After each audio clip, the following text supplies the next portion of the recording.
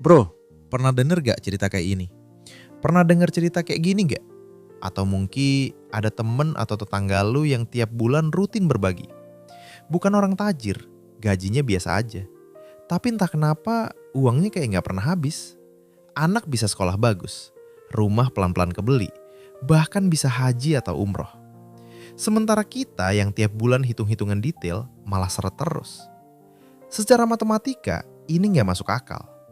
Kalau gaji 4 juta, lalu lu sisihin 300 ribu buat berbagi, harusnya sisa uang lu lebih sedikit. Harusnya makin sempit ruang gerak lo. Harusnya makin lama buat naik level.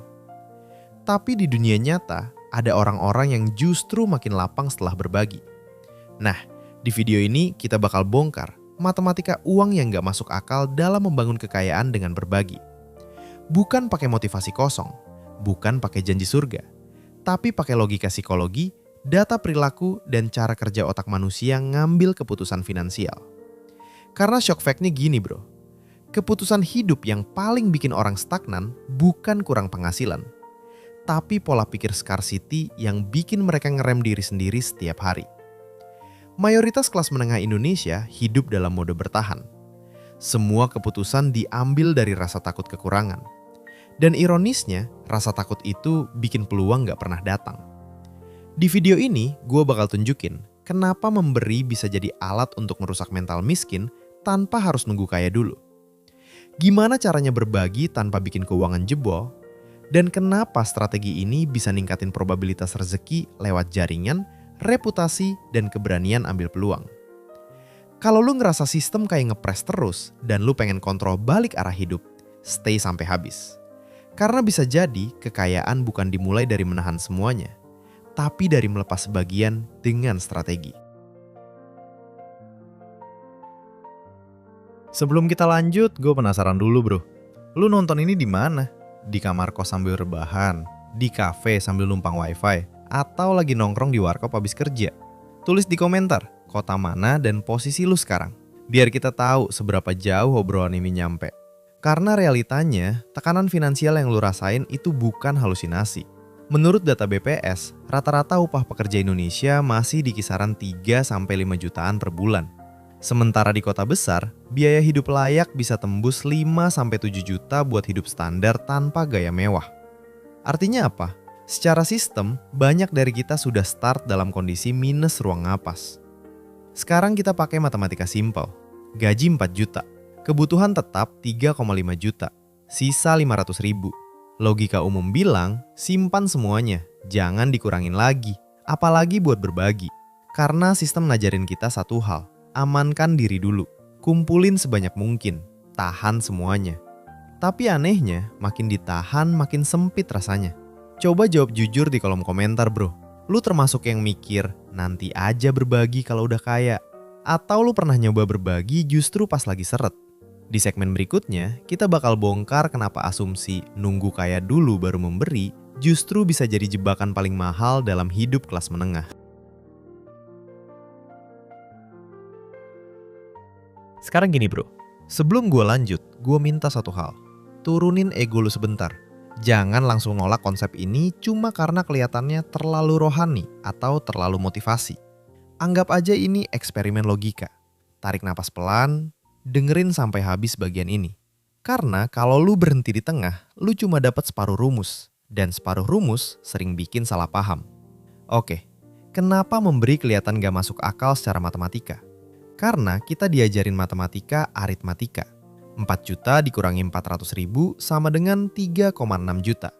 Selesai, berkurang, titik. Tapi kekayaan di dunia nyata bukan cuma soal aritmatika. Ia bergerak di probabilitas, persepsi, dan psikologi. Dan disinilah banyak kelas menengah kalah sebelum mulai. Konsep pertama yang harus lu pahami, scarcity loop. Saat penghasilan terasa pas-pasan, otak masuk mode bertahan. Fokusnya cuma satu, jangan kekurangan. Masalahnya, ketika otak fokus bertahan, dia berhenti eksplorasi, berhenti ambil risiko, berhenti buka peluang. Penelitian psikologi perilaku nunjukin bahwa kondisi scarcity bikin IQ fungsional seseorang turun sementara karena bandwidth mentalnya habis buat mikirin kekurangan. Artinya apa? Saat lu takut uang habis, kualitas keputusan finansial lu ikut turun. Nah, memberi dalam skala kecil tapi konsisten itu bukan soal nominal. Itu soal merusak sinyal panik di otak. Ketika lu tetap berbagi walau sedikit, otak lu dapat pesan, gua nggak dalam kondisi sekarap. Dan itu powerful banget. Ini bukan mistis, ini psikologis. Konsep kedua, identity shift. Mayoritas pekerja terjepit mengidentifikasi diri sebagai yang lagi berjuang bertahan. Tapi saat lu memberi walau 2% dari penghasilan, identitas lu berubah jadi orang yang punya kapasitas memberi. Kedengarannya simpel, tapi identitas menentukan keputusan. Orang yang merasa miskin akan defensif. Orang yang merasa mampu akan ofensif. Memberi itu kayak saklar kecil yang geser cara lu melihat diri sendiri. Sekarang kita masuk ke mekanisme praktisnya. Lu nggak perlu nunggu 10%. Jangan mulai dari angka yang bikin lu stres. Mulai dari 1% sampai 3% dulu. Kalau gaji 4 juta, itu sekitar 40 sampai 120 ribu per bulan. Itu bukan angka yang bikin bangkrut, tapi cukup buat bikin otak lu keluar dari mode survival. Tapi jangan asal memberi. Ini penting. Berbagi yang strategis itu harus memenuhi 3 hal. Pertama, sadar dan disengaja. Jangan impulsif. Tentukan di awal bulan. Kedua, konsisten. Bukan karena lagi terharu atau lagi seret. Ketiga, punya arah. Bisa ke keluarga, bisa ke pendidikan, bisa ke circle yang lu bangun. Kenapa arah itu penting? Karena memberi itu juga membangun jaringan emosional. Lu pernah sadar gak, orang yang suka bantu seringkali jadi pusat informasi. Dia dikabarin duluan soal peluang kerja. Dia direkomendasiin kalau ada proyek. Dia dipercaya lebih cepat. Itu bukan kebetulan, itu efek reputasi sosial. Dalam ekonomi perilaku, ini disebut social capital. Dan social capital seringkali lebih mahal dari tabungan. Bayangin 2 orang dengan skill sama. Yang satu dikenal pelit, tertutup, defensif. Yang satu dikenal ringan tangan, suportif, bisa dipercaya. Menurut lu, siapa yang lebih sering dapat pintu terbuka? Memberi itu bukan transaksi instan. Dia kayak nanam benih. Lu nggak bisa teriak besok kenapa belum panen. Tapi setiap interaksi yang lu bangun itu memperbesar kemungkinan. Sekarang gue mau lu bayangin sesuatu. Kalau setiap bulan selama 3 tahun lu sisihin 100 ribu buat berbagi strategis, totalnya 3,6 juta. Secara angka kecil. Tapi kalau dalam 3 tahun itu lu membangun reputasi sebagai orang yang bisa dipercaya dan suportif, berapa nilai satu peluang bisnis yang datang karena nama lu disebut dalam obrolan? Bisa puluhan juta, bisa ratusan. Inilah matematika probabilitas. Memberi bukan mengurangi uang, memberi meningkatkan kemungkinan. Dan dalam dunia penghasilan yang naiknya bukan linear tapi loncat, probabilitas itu segalanya. Tapi ada satu lapisan lagi yang lebih dalam, ketenangan batin. Orang yang terus menahan semua hal hidup dalam ketegangan halus setiap hari. Takut saldo turun, takut gagal, takut rugi. Ketegangan itu bikin lu cepat capek. Dan orang capek jarang bikin keputusan besar. Memberi walau kecil melatih rasa cukup. Rasa cukup itu bukan berarti berhenti ambisi. Justru dari rasa cukup, lu bisa ambisi tanpa panik. Dan ambisi tanpa panik itu beda levelnya. Bro, sampai sini lu mungkin mulai ngerasa konsepnya masuk. Atau justru masih skeptis. Bagus, tetap skeptis. Tapi jangan kabur dulu. Karena di bagian berikutnya kita bakal masuk lebih teknis. Kita bakal bedah anomali dan jebakan yang bikin konsep memberi untuk menerima sering disalahpahami dan malah bikin orang kecewa. Dan di situ gambarnya bakal makin jelas. Sekarang kita masuk ke bagian yang jarang dibahas, bro. Kenapa banyak orang sudah berbagi, tapi hidupnya tetap seret? Disinilah anomali muncul. Masalahnya bukan di memberinya. Masalahnya di ekspektasi instan dan cara eksekusinya yang salah. Banyak orang memberi dengan mental transaksi. Gua udah keluarin 500 ribu bulan ini, mana balasannya? Begitu hidup gak langsung berubah, mereka kecewa, lalu berhenti. Padahal memberi itu bukan vending machine, masukin koin, keluar rezeki. Yang bekerja itu bukan keajaiban cepat, tapi perubahan perilaku jangka panjang yang gak terasa dramatis. Ini yang jarang orang sadari. Saat lu konsisten memberi, ada 3 perubahan teknis yang terjadi di belakang layar hidup lu. Pertama, risk tolerance naik. Orang yang terlalu nempel sama uang cenderung takut ambil langkah. Takut buka usaha kecil, takut investasi ilmu, takut pindah kerja. Tapi ketika lu terbiasa melepas sebagian uang dengan sadar, otak lu dilatih untuk gak panik saat saldo bergerak. Dan dalam dunia bisnis, orang yang berani bergerak punya peluang lebih besar dibanding yang nunggu sempurna. Kedua, network depth meningkat. Bukan soal kenal banyak orang, tapi soal kualitas hubungan.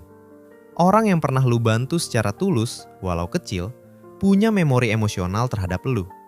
Dan memori emosional itu sering muncul di momen-momen krusial. Proyek datang, mereka inget nama lu. Lowongan internal kebuka, mereka DM lu duluan. Itu bukan mistik, itu mekanisme sosial. Ketiga, self-worth naik diam-diam. Ini yang paling mahal. Saat lu merasa punya kapasitas memberi, walau sedikit, lu berhenti melihat diri sebagai korban sistem. Lu mulai lihat diri sebagai pemain. Dan pemain bertindak beda. Sekarang gue mau ajak lu mikir sebentar. Coba tulis di komentar tapi jujur. Lu lebih sering takut uang habis atau lebih sering takut kesempatan lewat karena lu gak berani ambil langkah?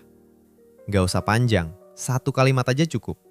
Karena jawaban itu sebenarnya nunjukin di fase mana lu sekarang. Sekarang kita bedah mitos paling bahaya. Mitos yang bilang, nanti kalau udah mapan baru berbagi. Masalahnya, karakter nggak berubah otomatis saat saldo naik. Kalau sekarang defensif dan takut, saat uang 20 juta pun lu tetap defensif. Bedanya cuma nolnya lebih banyak. Memberi di fase sempit itu ibarat latihan beban kecil sebelum angkat berat. Lu melatih mental ke lapangan sebelum benar-benar punya uang besar. Tanpa latihan itu, uang besar justru bikin cemas lebih parah. Dan ini paradoks kelas menengah. Mereka kerja keras buat nambah income, tapi mentalnya tetap scarcity. Hasilnya, income naik, gaya hidup naik, stres ikut naik. Memberi dengan strategi itu memotong siklus itu dari awal. Tapi ingat, gua nggak bilang semua bentuk memberi itu otomatis bikin kaya. Kalau lu memberi sampai mengorbankan dana darurat, itu ceroboh. Kalau lu memberi karena gengsi sosial, itu jebakan. Kalau lu memberi cuma buat pamer di story, itu bukan strategi. Yang kita bahas adalah memberi yang terukur, sadar, dan konsisten. Sekarang pertanyaan yang mungkin muncul di kepala lu. Kalau gue mulai sekarang, kapan efeknya terasa? Jawabannya gak dramatis. Efek pertama yang terasa biasanya bukan uang, tapi ketenangan. Dan ketenangan itu bikin keputusan lu lebih jernih. Keputusan jernih selama 2-3 tahun bisa beda hasilnya jauh dibanding keputusan panik selama 2-3 tahun. Bro, gua mau lu bayangin versi diri lu 5 tahun ke depan. Versi yang tetap hitung-hitungan tapi lapang. Versi yang berani buka peluang karena nggak takut saldo bergerak. Versi yang namanya disebut saat kesempatan lewat. Menurut lu, versi itu dimulai dari nambah penghasilan dulu atau dari cara pandang terhadap uang dulu? Kalau sampai titik ini lu mulai ngerasa ada yang klik di kepala lu, tulis satu kata di komentar. Probabilitas. Bukan buat gaya-gayaan, tapi buat jadi penanda bahwa lu sadar. Kekayaan itu bukan cuma soal menumpuk, tapi soal memperbesar kemungkinan. Di segmen berikutnya, kita nggak cuma ngomong konsep lagi. Kita masuk ke langkah kerjanya apa. Detail, terukur, bisa langsung lu pakai bulan ini juga. Dan di situ, semua teori ini kita turunin ke dunia yang realistis. Sekarang kita turunin semua ini ke tanah, bro. Bukan motivasi kosong, bukan teori tinggi, tapi langkah yang bisa lu mulai bahkan dari gaji bulan depan. Dan gue mau lu dengerin bagian ini pelan-pelan. Karena bisa jadi ini solusi yang selama ini lu cari, tapi lu kira harus nunggu kaya dulu baru bisa jalan. Langkah pertama, jangan mulai dari angka besar. Bukan 10%, bukan angka heroik yang bikin dada sesek tiap awal bulan. Mulai dari angka yang bikin lu tetap tidur nyenyak. 1-3% cukup. Kalau gaji 4 juta, sisihin 100.000. Anggap itu bukan uang hilang, tapi uang latihan mental. Kenapa gue sebut latihan? Karena target awalnya bukan balasan finansial. Target awalnya adalah membangun identitas baru. Identitas orang yang tetap lapang walau belum mapan. Dan identitas itu dibentuk dari tindakan kecil yang konsisten, bukan niat besar yang jarang dilakukan. Sekarang kita bikin makin konkret. Berbagi itu nggak harus selalu formal, nggak harus selalu transfer ke lembaga besar. Lu bisa mulai dari hal simpel yang dampaknya psikologisnya kuat banget. Misalnya, minggu ini lu bayarin kopi temen lu di kafe. Bukan karena lu paling mapan, tapi karena lu memilih jadi orang yang memberi duluan. Atau lagi nongkrong di warkop, lu bilang, udah yang ini gua aja. Nominalnya mungkin cuma 30-50 ribu, secara angka kecil, tapi secara identitas besar. Karena di momen itu, lu lagi melatih diri buat gak defensif sama uang. Contoh lain, traktir makan sederhana. Warteg pun gak masalah. Yang penting bukan tempatnya, tapi keputusan sadar untuk berbagi tanpa drama dan tanpa pamrih instan. Dan jangan remehkan efek sosialnya. Orang yang pernah lu traktir kecil-kecilan seringkali menyimpan memori positif tentang lu. Saat ada peluang kerja freelance, proyek kecil, atau info bisnis, nama lu lebih gampang disebut. Bukan karena lu nyogok, tapi karena lu hadir sebagai orang yang hangat dan lapang. Langkah kedua, tentukan arah memberi lu. Jangan random. Kalau lu mau naik kelas lewat bisnis, mulai bantu circle bisnis. Support usaha temen, beli produknya, review jujur. Kalau lu mau naik lewat karir profesional, dukung komunitas skill. Bayarin kopi junior yang lagi butuh mentoring. Kalau lu mau ketenangan batin, bantu keluarga tanpa nunggu diminta. Ini bukan soal cari balasan cepat. Ini soal membangun ekosistem yang suatu hari bisa balik jadi peluang. Langkah ketiga, catat. Setiap kali lu berbagi, entah itu bayarin kopi atau traktir makan kecil, tulis tanggal dan nominalnya. Bukan buat gaya, tapi buat bukti ke diri sendiri bahwa lu konsisten. Karena yang kita bangun di sini adalah sistem, bukan perasaan sesaat. Dan sekarang bagian pentingnya. Setelah memberi, jangan berhenti. Lu harus tetap upgrade value, belajar skill baru, perbaiki komunikasi, perluas relasi. Memberi itu membuka pintu sosial. Skill itu bikin lu layak masuk dan bertahan di dalamnya. Kombinasi mental lapang, value naik, dan jaringan hidup itu yang bikin lonjakan finansial jadi mungkin. Sekarang gue tanya jujur, selama ini lu lebih sering nahan 50 ribu buat jaga saldo, atau lebih sering kehilangan peluang karena relasi lu dingin dan pasif? Kadang kita terlalu fokus jaga angka, sampai lupa bangun ekosistem. Dengan tindakan kecil seperti bayarin kopi atau traktir makan sederhana, lu lagi bangun kehangatan sosial yang sering lebih mahal dari tabungan. Dan yang paling menarik, manfaatnya bukan cuma uang. Lu akan ngerasa lebih ringan. Orang yang rutin berbagi kecil-kecilan biasanya lebih stabil emosinya. Gak gampang iri, gak gampang kebakar lihat pencapaian orang lain. Karena dia tahu dia juga sedang menanam. Tapi gue realistis. Ada bulan di mana kondisi lagi ketat banget. Di situ, turunkan porsinya. Bisa cuma 20 ribu, bisa cuma sekali dalam bulan itu. Tapi jangan nol total. Kita lagi melatih konsistensi, bukan gengsi. Dan jangan ukur hasilnya tiap bulan, ukur per tahun. Strategi ini bukan sprint, ini pembentukan karakter finansial jangka panjang. Sekarang bayangin 3 tahun ke depan. Lu bukan cuma punya tabungan lebih rapi, tapi juga punya circle yang hangat, reputasi yang baik, dan mental yang gak gampang panik saat uang bergerak. Kalau di hati kecil lu ngerasa ini masuk akal dan bisa gua mulai, berarti memang ini langkah yang realistis buat lu. Bukan janji kaya instan, tapi cara berpikir yang pelan-pelan bikin lu pegang kendali. Dan kendali itu mahal, bro. Bro, hari ini kita nggak ngomong soal trik cepat kaya. Kita ngomong soal sesuatu yang kelihatannya kecil, tapi diam-diam mengubah arah hidup. Kita mulai dari realita kelas menengah yang hidupnya kejar-kejaran sama kebutuhan. Kita bongkar kenapa sistem bikin kita masuk mode bertahan terus. Lalu kita bedah konsep memberi, bukan sebagai ritual kosong, tapi sebagai strategi psikologis dan sosial yang ningkatin probabilitas rejeki. Kita sepakat satu hal, memberi itu bukan soal nominal besar. Itu soal identitas. Soal ngerusak mental scarcity yang bikin kita takut gerak. Soal melatih keberanian melepas sebagian kecil supaya kita nggak diperbudak sepenuhnya sama angka di rekening. Kita juga udah turunin ke langkah nyata, mulai dari 1-3%.